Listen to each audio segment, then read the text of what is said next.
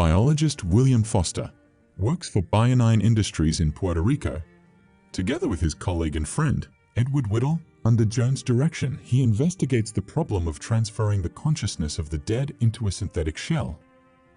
A helicopter arrives at the lab with the body of the dead Sergeant Kelly, whom a group of scientists is going to use as a donor for an experiment. The soldier suddenly died during combat operations, and he had no idea he would be resurrected and, of course, didn't give his consent to the procedure. The entire staff gathers urgently in the operating room, where the container with the body is delivered. Despite the fact that more than 7 hours have passed since his death, scientists manage to connect to the donor's cerebral cortex through the tear duct, read, and record his memory. In the next step, Sergeant Kelly's memory imprint is loaded into a synthetic brain, connected to a mechanical sheath. The test subject 345 regains consciousness. Thanks to optical and hearing blocks, he can see and hear, moves with mechanical hands, and has human reflexes, but when he examines himself and discovers that he is encased in a robot body, he goes mad and begins to cripple himself without understanding what he is. And William disconnects the subject from power system. Foster considers it a breakthrough that the specimen spoke, since the test subjects had previously been unable to speak, but lab manager Jones reprimands him for failing the test. This weekend, Will and his wife Mona and their children, Sophie, Matt, and Zoe, are going on vacation. The Fosters are visited by Will's family friend and colleague. Ed informs Mona of the failure of the experiment. On the contrary, Will shares with Mona the joy of his progress as the subject has spoken for the first time, but Mona considers all of his experiments inhumane and fears that people may suffer because of them. William sees the situation solely from a scientific point of view. He is confident that he can save many people whose lives are suddenly cut short. In the meantime, Mona is concerned with the moral aspect. In her view, humans are not only neurochemistry, electrical signals, and memories. Perhaps there's more to a person, like a soul. Mona fears that one day her husband will cross the line and stop distinguishing between good and evil. But Will promises this will not happen. The Fosters drive out during the day in clear weather, but in the evening a downpour begins, which quickly intensifies and worsens visibility.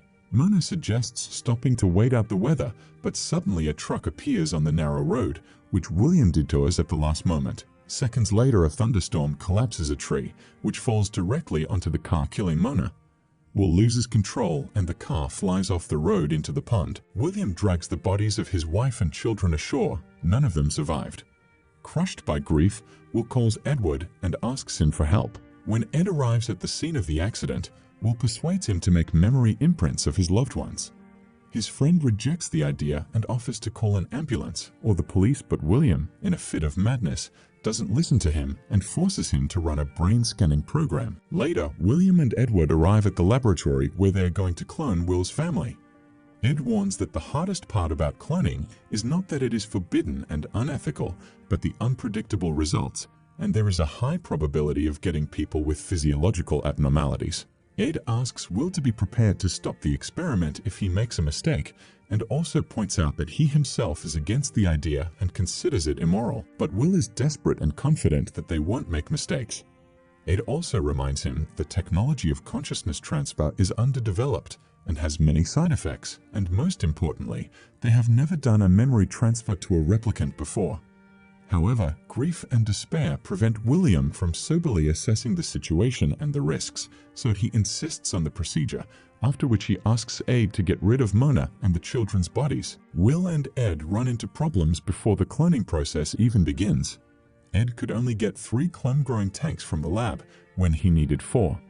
As a result, Will has to choose who to resurrect. Constant electricity is needed to develop the clones in the tanks.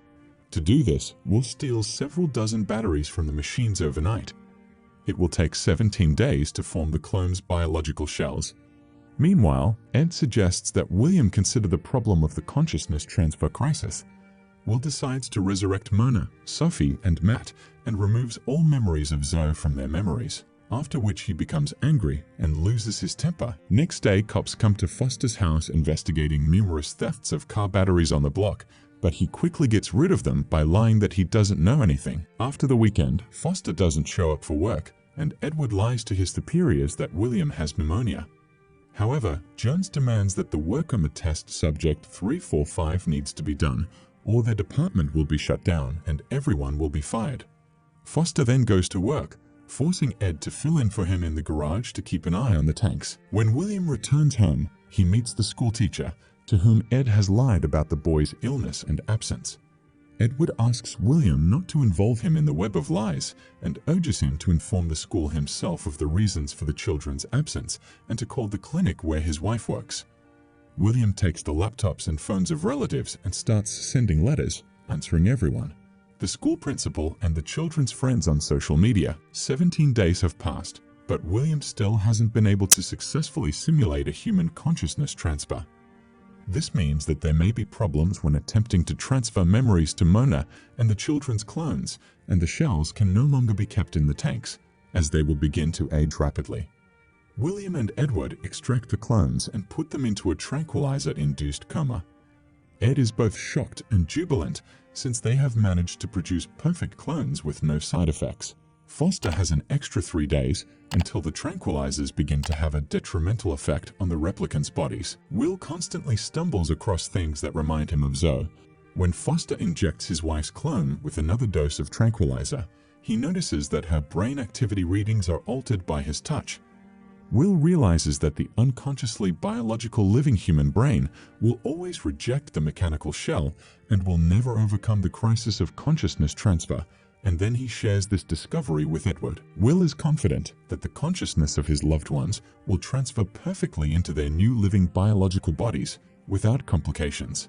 And he also offers a solution for the test subject 345, believing that it is possible to trick the brain by replacing sensation. At home, using stolen technology, William and Edward transfer the memories of Will's family members into the clones' brains.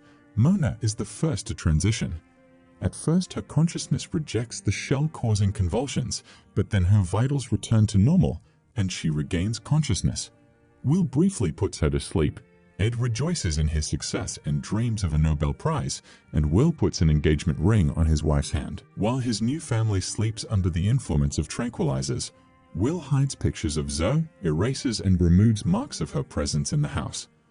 When William wakes up the next day, he finds the whole family gathered in the kitchen, and he anxiously observes everyone's behavior. Suddenly, Edward calls and urgently summons Foster to the lab for further work on the test subject 345 as a new donor arrives. The donor's brain turns out to be badly damaged, and Will refuses to perform the procedure of transferring his consciousness into a synthetic shell. Ed reminds him that if the project is shut down, the lab will be alerted to the loss of the expensive equipment, and they both risk going to jail. Foster puts the memory reading device on himself and creates an imprint of his own consciousness, risking damage to his eye as the device penetrates the cortex through the tear duct. Will informs Friend that he is going to load his neurocard into the subject's 345 synthetic brain and create an algorithm that will make the consciousness think it is connected to his body. At home, William is greeted by an anxious Mona who cannot remember the last 3 weeks of her life. Will calms her down, attributing her indisposition to fatigue, and tucks her into bed. Will himself spends the night developing an algorithm to trick his consciousness into adapting to the synthetic shell. At night, Sophie dreams that her mother is dying, and the girl screams in fright. At that moment, Will enters the bedroom, reassuring her that it was only a nightmare. Fearing a relapse, the father puts Sophie to sleep, then carries her to the garage and erases her memories of the accident. Suddenly, Mona appears and sees Sophie hooked up to the memory machines and demands an explanation. William admits to Mona that she and her children died in an accident and that they are all replicas. Warren is shocked and tries to comprehend what is happening. Will assures Mona that she is a perfectly normal living person and says that he couldn't cope with their loss after the accident, so he resurrected her, and asks her to keep everything a secret. At dinner, the children and Mona begin to question Will about who Zoe is. It turns out that Will hasn't had time to completely dispose of all of his dead daughter's belongings. At this point, Jones, who has uncovered William's secret experiment, arrives at the Foster house. He calls Mona, Sophie, and Matt the property of the company and intends to get rid of them because of the risk of scandal. In the end, Will agrees to hand over the algorithm for moving consciousness and goes into the house. When he returns, he attacks Jones and puts him to sleep, then destroys the hard drive with the algorithm. Will confesses to Mona that Zoe is their daughter, whom he has failed to resurrect and deleted from the others' memories.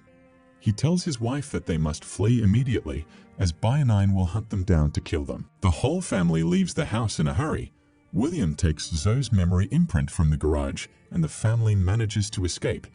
Jones finds the melted disc in the microwave and sends his men in pursuit of the Fosters. Will explains that Bianine implants bacons in all the test subjects, so they can be found everywhere.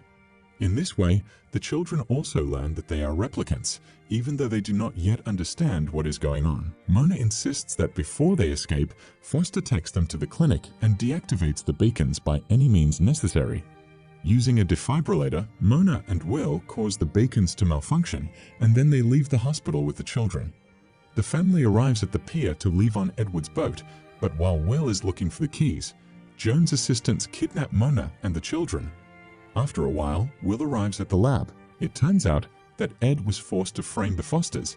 He failed to dispose of the bodies after the accident, causing Jones to find out about the experiment. William tries to impose his terms and insists that Jones let his family go, but Jones manipulates him by first threatening Mona and then shooting Edward unexpectedly. Foster agrees to give up the algorithm. He rewrites the program to inject consciousness into the mechanical shell and secretly places an imprint of his memory into the synthetic brain of the test subject 345. William records the program on a hard drive, hands it to Jones, and asks him to let the family go. Jones replies that the creatures are just replicas and he is going to finish the experiment. At this point, subject 345 enters. While he distracts and detains the guards, Foster with his wife and children run out of the lab. Mona, Sophie and Matt get in the car, but Will goes back to Jones. William talks to subject 345 and realizes that he is comfortable in a mechanical shell. They both offer Jones a deal, but he dies from a concussion. In the end, Android Will decides to stay in the lab and supervise that the Bianine will not pursue the Fosters, and then he tells William to take care of the family. Will says goodbye to himself and then to Edward, who is dead, and then leaves. After a while, a 345 creates a memory imprint of Jones and clones him. 17 days later, Will brings little Zoe back to the family, whom he has managed to bring back to life after all. Mona remembers and recognizes her youngest daughter. Sometime later in Dubai, the resurrected Jones prepares to clone a very rich elderly man, and the memory transfer procedure is performed by Android Will, aka Subject 345.